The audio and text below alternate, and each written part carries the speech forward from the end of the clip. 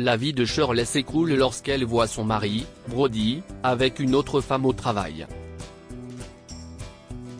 Après qu'il a menacé de divorcer et de tout prendre, Shirley se retrouve sans abri et le cœur brisé. Mais quelqu'un entre dans sa vie et change tout. Shirley regarda avec incrédulité son mari, Brody, flirter ouvertement avec sa secrétaire, Lila, dans leur bureau.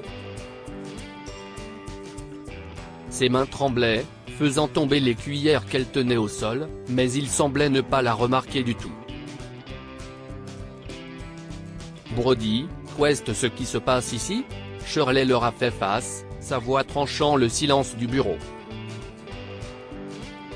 Brody feint l'innocence, quel est ton problème, Shirley? Nous discutons simplement du travail.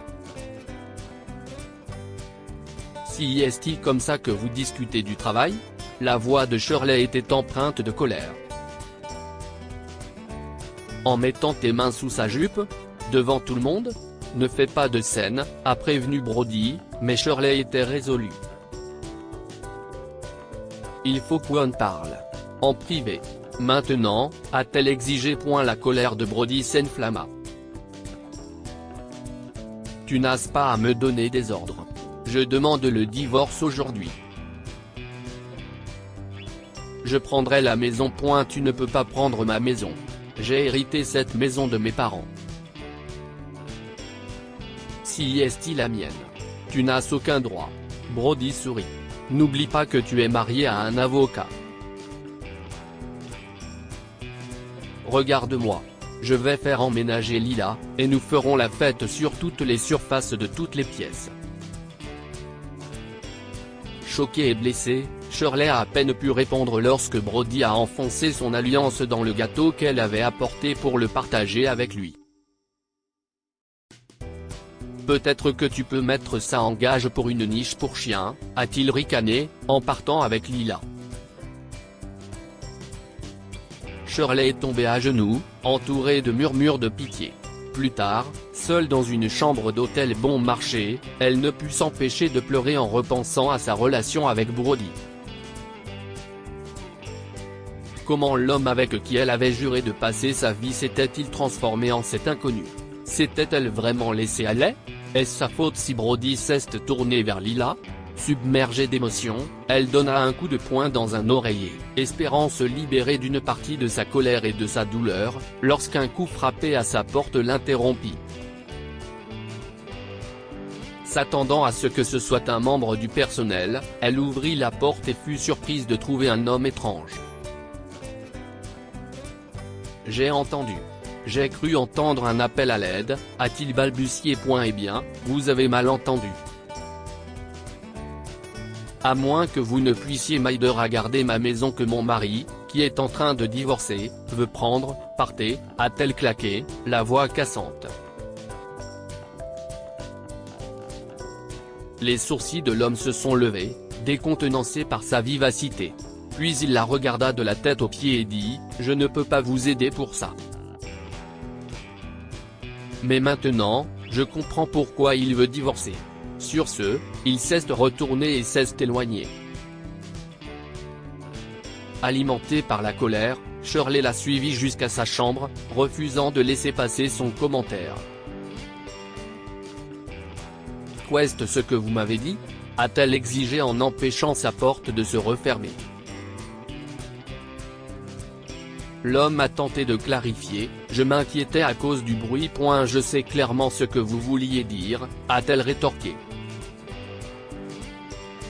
Je n'ai peut-être pas l'air parfaite, mais cela ne vous donne pas le droit de me juger. L'homme a doucement acquiescé, montrant une pointe de regret, vous avez raison. Vous ne méritez pas ça. Shirley était momentanément stupéfaite en entendant les mots de l'homme. Mais avant qu'elle ne puisse réagir, il recula rapidement, lui fermant la porte au nez avec une fermeté qui ne laissait aucune place à la conversation. Attendez. J'étais encore en train de vous parler, a-t-elle crié en donnant un coup de pied dans la porte, se blessant au passage au pied. Le lendemain, elle boitait dans son bureau, l'esprit encore agité par les pensées de l'inconnu. Soudain, elle s'est souvenue de quelque chose, Monsieur Williams sera là aujourd'hui. Super, il ne me manquait plus que ça, un nouveau patron, marmonna-t-elle en s'asseyant. Shirley s'est figée, puis s'est lentement retournée sur sa chaise, pour réaliser que l'inconnu sur qui elle avait crié, l'homme qu'elle pensait ne jamais revoir, était M. Williams, son nouveau patron. Elle était troublée, face à Monsieur Williams après leur altercation à l'hôtel. Je suis désolé pour hier soir, commença-t-elle, mais Monsieur Williams n'était pas intéressé par ses excuses. Votre comportement était inacceptable. J'attends mieux de mes employés, a-t-il dit en la coupant dans son élan.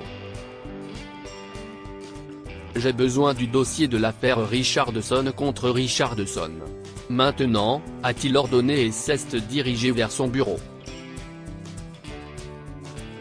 Embarrassée, Shirley accepta sa réprimande et s'est mise à la tâche, cherchant le dossier de l'affaire Richardson au milieu d'un désordre désorganisé. Dans sa hâte, ses mains frôlèrent une pile de dossiers, les éparpillant sur le sol, attirant à nouveau l'œil critique de M.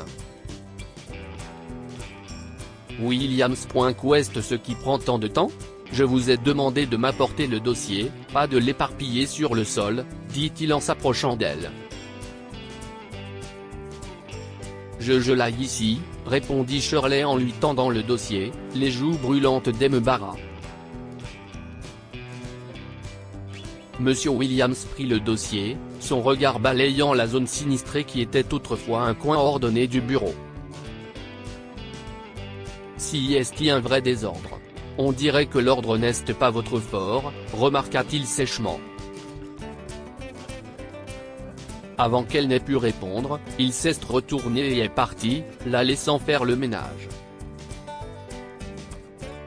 Mais les problèmes de Shirley étaient loin d'être terminés. Alors qu'elle nettoyait le désordre, Brody et Lila sont apparus, leur rire ajoutant à son humiliation.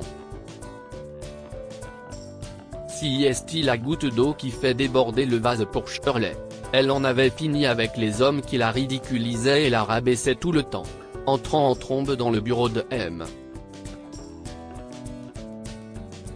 Williams, elle déclara, « Je ne suis plus votre secrétaire. Je démissionne. » Monsieur Williams, imperturbable, a refusé d'accepter sa démission. Retourner travailler sur l'affaire Richardson, Shirley. Non. Je pars, alors signez ma démission, insista Shirley, la voix ferme. Je ne signerai pas ça, a répondu Monsieur Williams en froissant sa lettre de démission et en la jetant par la fenêtre. Frustrée et émotive, Shirley s'est assise à son bureau et a rédigé une autre lettre d'émission, ses mots étant alimentés par la douleur de la trahison et de l'injustice. Écoutez, je n'en peux plus, a-t-elle lâché avant d'avoir pu finir d'écrire. Qu'est-ce qu'il y a avec les hommes comme vous, qui vous fait penser que vous pouvez contrôler ma vie? Le comportement de Monsieur Williams s'est adouci au fur et à mesure qu'il écoutait. Je ne refuse pas votre démission parce que je veux vous tyranniser, a-t-il expliqué en se levant et en prenant le siège à côté d'elle. Laissez-moi partir, plaida-t-elle en levant les yeux vers lui. Je ne peux pas. Shirley s'est interrompue lorsque Mr. Williams a sorti un mouchoir et a délicatement essuyé ses larmes. Mais vous ne me connaissez même pas, Monsieur Williams, a-t-elle répliqué, intriguée par son sentiment après leur début difficile. Nathan, appelez-moi Nathan. Et oui, je ne vous connais peut-être pas complètement, mais j'admire votre esprit et votre force, expliqua Nathan, essayant de combler le fossé qui les sépare. Shirley était déchirée, les paroles passées de Brody la hantaient et la faisaient douter des intentions de Nathan. Sois reconnaissante que je t'aime, Shirley, parce que personne d'autre ne pourra jamais le faire. Tu n'es rien d'autre qu'un outil à utiliser. Shirley ne savait pas comment digérer tout ce qui s'est passé ces derniers jours et a quitté brusquement le bureau de Nathan. Le lendemain, elle arriva au travail et fut surprise de voir Nathan s'approcher de son bureau, 2 cafés à la main, et lui en offrir un avec un sourire qui semblait sincèrement destiné à égayer sa journée. Mais le petit geste de Nathan, qui consista à apporter un café à Shirley, était éclipsé par la démonstration éhontée d'affection de Brody et Lila à leur arrivée au travail. « Excusez-moi, j'ai besoin de sortir », dit Shirley brusquement, s'enfuyant dans les toilettes pour trouver du réconfort. Nathan, intrigué par la réaction de Shirley, s'approcha d'une autre secrétaire qui observa Brody et Lila avec dédain, et s'y estit alors qu'il a appris que Brody était le mari de Shirley. Il affiche leur liaison sous les yeux de sa femme, expliqua la secrétaire. Nathan a été choqué. Il voulait marcher après Brody et le frapper, mais il ne voulait pas franchir les limites de la décence humaine. Plus tard dans la journée, Shirley entra dans le bureau de Nathan avec une pile de dossiers concernant l'affaire Richardson. Alors qu'elle posa les documents sur son bureau, elle se tourna pour partir, mais elle est arrêtée par la voix de Nathan. « Shirley, pouvez-vous rester un moment ? J'ai besoin d'aider pour organiser ses arguments pour l'affaire. » Shirley a fait une pause, puis se retourna lentement, l'air curieuse. « Bien sûr, je peux vous aider. » « De quoi avez-vous besoin exactement ?» Nathan sourit. « J'essaie de formuler notre argumentaire de façon plus convaincante. J'ai pensé que vous pourriez m'apporter un nouveau point de vue. » Alors que Nathan et Shirley travaillaient en étroite collaboration sur le dossier, la tension qui régnait entre eux s'est progressivement transformée en une compréhension et un respect mutuel.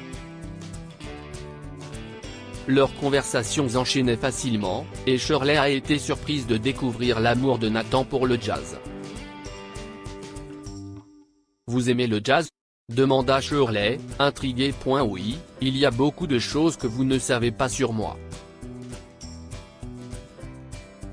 Le jazz n'est que le début, » répondit Nathan en partageant un sourire. Leur relation s'est approfondie au fil du temps et Shirley s'est sentie de plus en plus attirée par Nathan. Cependant, elle resta prudente, consciente de son récent chagrin d'amour. Un soir, Nathan s'est rendu dans la chambre d'hôtel de Shirley, lui demandant de l'aider à préparer un argument crucial pour leur affaire. « J'ai besoin de ton aide pour transmettre mes sentiments plus efficacement dans le discours d'ouverture », avoua Nathan en regardant sincèrement Shirley dans les yeux. Shirley s'est sentie déçue, craignant de n'être qu'un outil de plus pour les besoins professionnels de Nathan. Pourtant, elle a accepté de l'aider, tout en cachant sa peine. Alors qu'ils travaillaient en étroite collaboration, un contact accidentel a déclenché un moment d'intimité inattendu entre eux.